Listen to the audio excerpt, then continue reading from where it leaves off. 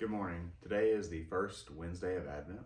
We're going to be continuing our meditations with St. Alphonsus de Liguori today. We'll get started by lighting our candle.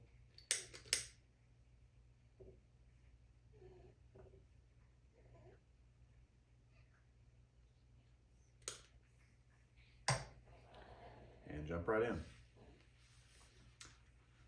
in. Meditation for the first Wednesday. The Word was made in the fullness of time. Consider that God allowed 4,000 years to pass after the transgression of Adam, before he sent his Son upon earth to redeem the world. And in the meantime, oh, what fatal darkness reigned upon the earth. The true God was not known or adored, except in one small corner of the world. Idolatry reigned everywhere, so that the devils and beasts and stones were adored as gods. But let us admire in this divine wisdom. He deferred the coming of the Redeemer in order to render his advent more welcome to man, in order that the malice of sin might be better known, as well as the necessity of a remedy and the grace of the Savior. If Jesus Christ had come into the world immediately after the fall of Adam, the greatness of this favor would have been but slightly appreciated. Let us therefore thank the goodness of God for having sent us into the world after the great work of redemption was accomplished. Behold, the happy time is come, which was called the fullness of time. When the fullness of time was come, God sent his Son, that he might redeem them that were under the law. It is called fullness on account of the fullness of grace which the Son of God came to communicate to men by the redemption of the world. Behold, the angel who is sent as ambassador into the town of Nazareth to announce to the Virgin Mary the coming of the Word, who desires to become incarnate in her womb. The angel salutes her, calls her full of grace and blessed among women. The humble virgin, chosen to be the mother of the Son of God, is troubled at these praises on account of her great humility. But the angel encourages her and tells her that she has found grace with God.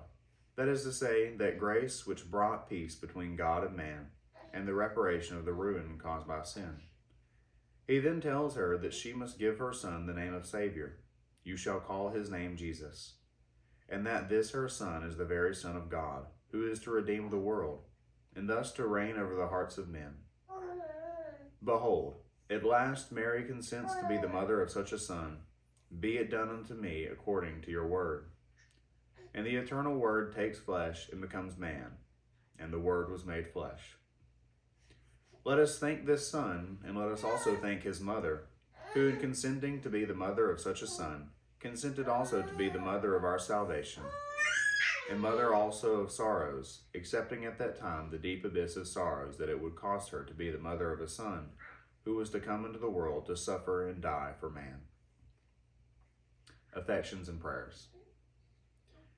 O divine Word, become man for me, though I behold you thus humbled and become a little infant in the womb of Mary. Yet I confess, acknowledge you for my Lord and King, but a King of love.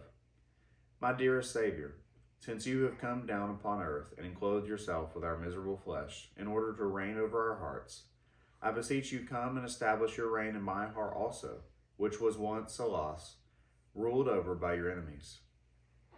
But is now, I hope, yours, as I desire that it may be always yours, and that from this day forth you may be its only Lord, rule in the midst of your enemies.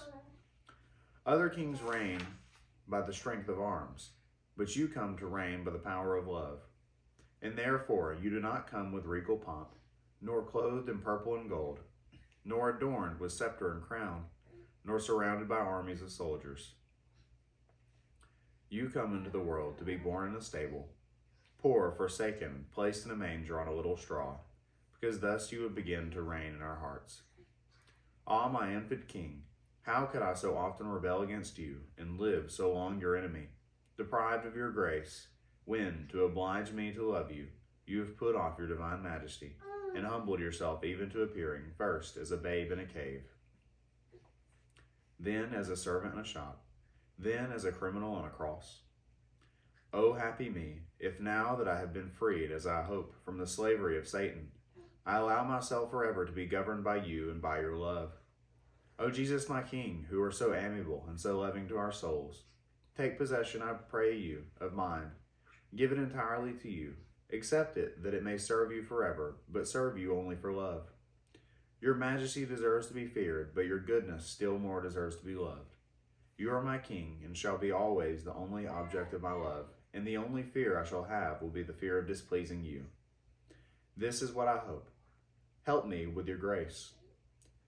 O Mary, our dear Lady, it is for you to obtain for me that I may be faithful to this beloved King of my soul. And that concludes our meditations and prayers with St. Alphonsus de Liguori.